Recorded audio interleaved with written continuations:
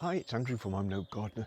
Mid-September, it's time for me to start thinking about the winter food supply for the garden birds.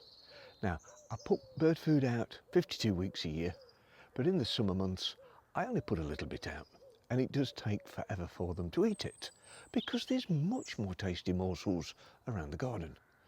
But now, as the nights are drawing in, and we're getting very cold starts in the morning, I'm making sure I've catered for all the birds that come and visit me.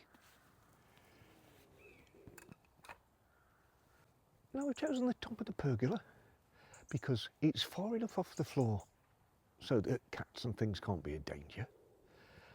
There's a huge amount of green cover for them, so they've got plenty of places to hide. It's far enough away from the kitchen so we don't disturb them while we're wandering about, but close enough that we can see what's going on. The other thing you need is plenty of drinking water. That's that box ticked. So I've got peanuts because the blue tits seem to love those. The only problem is so do squirrels, hence the fact it's in a squirrel-proof container.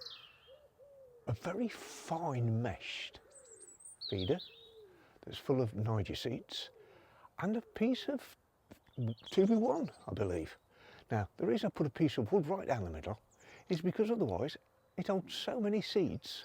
They tend to get wet and soggy during the winter months and they go mouldy. Now, the standard bird feeder with just the standard winter mix in it from a little bird company. Thank you, Claire, for sending that. Again, squirrel-proof container. And then another little one, just because I can. And that's got a tiny little hole in it for the finches again. There's a feeding tray for the ground feeders. And most importantly, there's a robin feeder. Come on.